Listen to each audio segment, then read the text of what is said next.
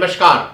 आप एक छोटे व्यापारी हैं और आपने अपना सामान बेच दिया है एक लार्ज कॉर्पोरेट को या किसी पब्लिक सेक्टर अंडरटेकिंग को, यानी सरकारी डिपार्टमेंट में आपने सेल कर दिया या किसी लार्ज कॉर्पोरेट को सेल कर दिया और आपका पैसा वापस नहीं आ रहा है। जो आपका मेहनत का कमाई का पैसा है, जो आपके सामान सप्लाई करने का पैसा है, वो वापस नहीं आ रहा है। तो क्या करें? क्या दुकान बंद कर दें, अपना व्यापार बंद कर दें? इन्हीं सब चीजों को देखते हुए हम आज आपको बताएंगे कि अगर आपका पैसा डिले है या आपका पैसा नहीं आ रहा है तो आप उस जेन्युइन पैसे को कैसे वापस पा सकते हैं। दोस्तों नमस्कार, मैं हूं मुकेश मोहन गुप्ता और chamber of Indian micro small and medium enterprises जिन्होंने चैनल शुरू किया है एमएसएमई हेल्पलाइन, वो आपकी बहुत सारी जो समस्याएं हैं उनका समाधान करने की कोशिश कर रहे हैं। और दोस्तों 4 तरीके हैं जिससे आप अपना पैसा, जो आपको लगता है कि पैसा डूब गया या आपको लगता है कि आपका पैसा बहुत ज्यादा अननेसेसरी डिले हो रहा है वापस आने में, तो 4 तरीके से आप अपना पैसा वापस ला सकते हैं बिल्कुल टाइम से। तो दोस्तों ये जो 4 तरीके हैं ये मैं आपको बताऊंगा क्या क्या है। पहला है, आपको प्रोटेक्शन है under micro small and medium enterprises development act 2006 में। दूसरा तरीका है आपको मिनिस्ट्री ऑफ एमएसएमई का ई समाधान। तीसरा तरीका है आपको इंसॉल्वेंसी एंड बैंकरप्सी कोड जो आया है 2016 में, उसके तहत भी आपको प्रोटेक्शन है।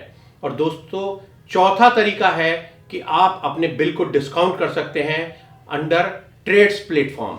तो दोस्तों अगर हम पहला जो आपको तरीका है जिससे आप अपना डिलेड पेमेंट या जो आपका पैसा कहीं फंस गया है आपकी सप्लाई का, अगर आप एमएसएमई हैं या एमएसईज हैं, तो आप कैसे अपना पैसा वापस लाएं।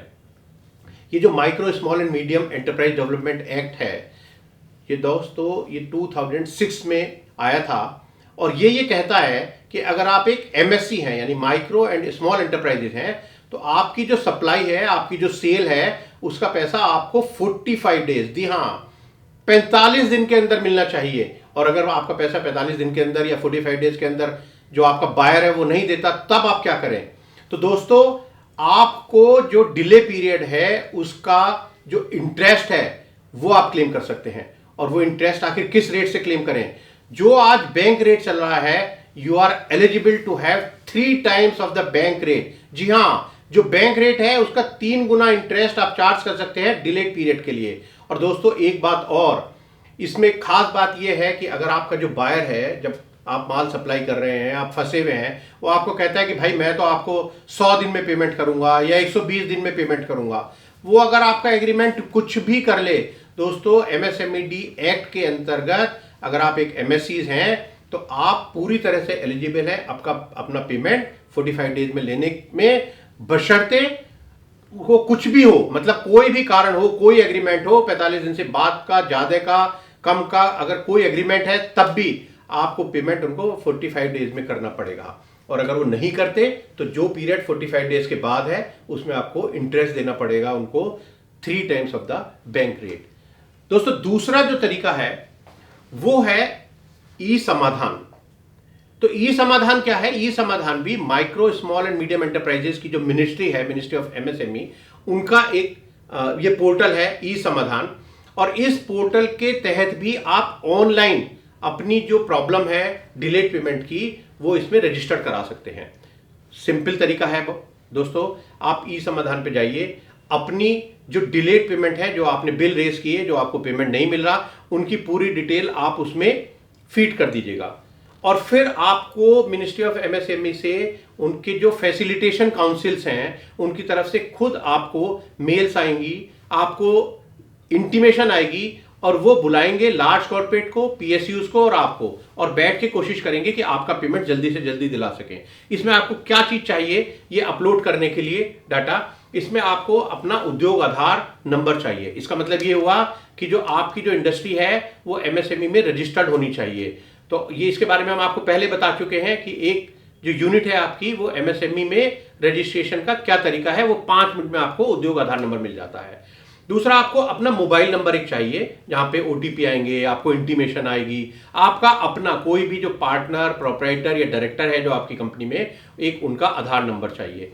आपको बायर्स की डिटेल रेडी रखनी पड़ेगी क्योंकि वो अपलोड करनी पड़ेगी कि कौन बायर है जो आपको पेमेंट नहीं कर रहा। फिर आपके पास वर्क ऑर्डर होना चाहिए और उसके अलावा इन्वॉइसेस की कॉपी होनी चाहिए।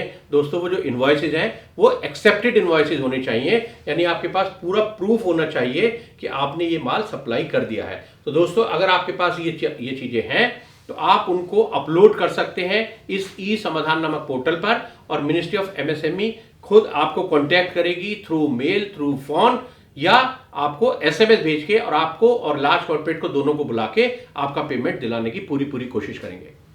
दोस्तों मैंने आपको बताया था कि इसमें 4 तरीके हैं आपका पेमेंट वापस लाने के लिए। तो तीसरा एक बड़ा इंपॉर्टेंट है, under insolvency and bankruptcy code.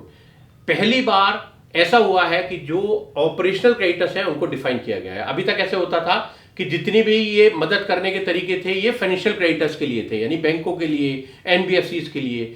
लेकिन पहली बार ऐसा हुआ है कि ऑपरेशनल क्रेडिटर्स भी डिफाइन हुए हैं, और अब अगर आपने अपना माल सप्लाई किया है तो आप ऑपरेशनल कैटेगरी में आते हैं। तो आपका जो बायर है अगर वो पेमेंट नहीं कर रहा तो आप जा सकते हैं, एक स्पेशलाइज्ड ट्राइब्यूनल क्रिएट किए हैं under insolvency and bankruptcy code, जिनको हम बोलते हैं नेशनल एनसीएलटी। तो आप नेशनल कंपनी लॉ ट्राइब्यूनल, आप एनसीएलटी में अपनी एप्लीकेशन लगा सकते हैं। 2 कंडीशंस हैं उसमें दोस्तों, बहुत सिंपल कंडीशन है।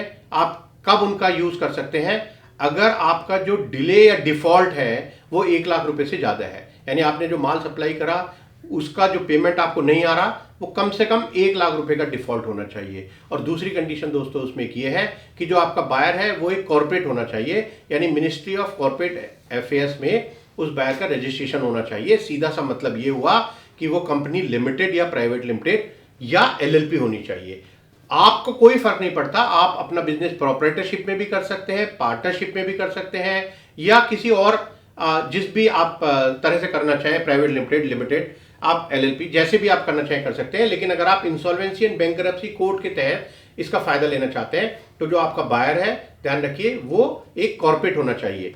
अगर ये कंडीशन फुलफिल हो रही है 2 केवल, कि आपका जो डिले डिफॉल्ट है वो 1 लाख रुपए से ज्यादा है और जो आपका बायर है वो एक कॉर्पोरेट है, तो दोस्तों मुझे ऐसा लगता है कि आपका पेमेंट वापस दिलाने में इंसॉल्वेंसी एंड बैंकरप्सी कोड, जबकि ये रिकवरी कोड नहीं है, लेकिन फिर भी ये काफी कारगर सिद्ध हो रहा है। तो आपको करना क्या है इसमें, आपको केवल एक 10 दिन का नोटिस भेज देना है। एक फॉर्म 3 एंड 4 है जो सेक्शन 8 है इंसॉल्वेंसी एंड बैंकरप्सी कोड का, उसमें आपको फॉर्म 3 एंड 4 में एक 10 दिन का नोटिस भेज देना है और उनको बोलना है कि भैया देखो, या तो आप मेरा पेमेंट कर दो, अदरवाइज तो मैं आपको एनसीएलटी में ले आऊंगा for resolution of your company.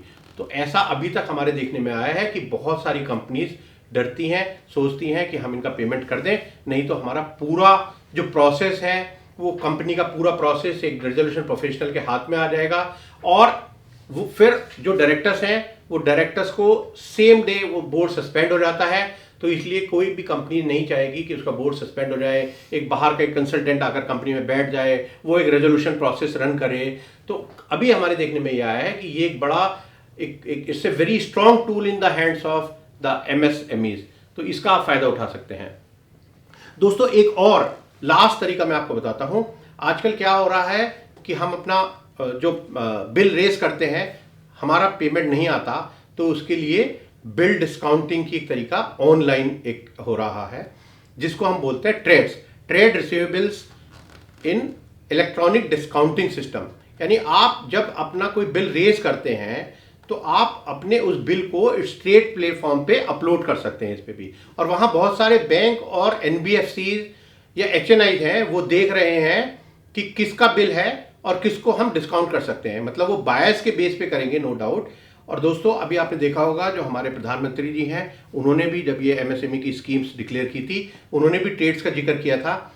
मैं आपको ये और बता दूं कि इसमें अब ये कंपलसरी हो गया है कि जो भी कंपनीज हैं, जो भी कॉर्पोरेट्स हैं जिनकी टर्नओवर 500 करोड़ से ज़्यादा है, क्योंकि अधिकतर आपके बायर वो होंगे, उनको इस ट्रेड्स प्लेटफॉर्म पे अपना रजिस्ट्रेशन कराना जरूरी हो गया है।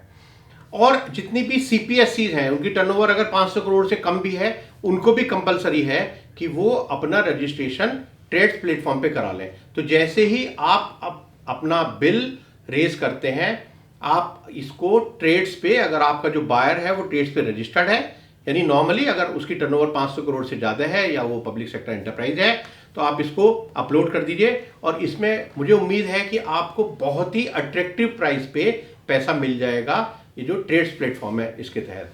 और दोस्तों फिर भी मैं कहता हूं आपको कि अगर फिर भी आपको कोई समस्या है तो आप प्लीज हमें मेल कीजिए info@indiansmechamber.com। इस पे आप हमें मेल कीजिए। दोस्तों दोबारा आप देख लीजिएगा, आपके स्क्रीन पर आ रहा है info@indiansmechamber.com। इस पे प्लीज आप हमें मेल कीजिए और अपनी समस्या में बताइए। हम कोशिश करेंगे chamber of Indian micro small and medium enterprises की तरफ से कि आपकी समस्या का समाधान हम जल्द से जल्द कर सकें। और दोस्तों ये जो MSME हेल्पलाइन जो यूट्यूब चैनल है, प्लीज इसको सब्सक्राइब कीजिए और ये जो पास में जो आपको बेल दिखाई दे रही है इसको भी एक बार क्लिक कर दीजिए, ताकि जैसे ही हम दूसरी कोई अपनी वीडियो अपलोड करें आपको एक नोटिफिकेशन आ जाए और हो सकता है वो आपके इंटरेस्ट का हो, आपको उससे कुछ मदद मिल सकती हो। अगले एपिसोड में फिर एक समस्या का समाधान लेकर आएंगे। धन्यवाद, नमस्कार।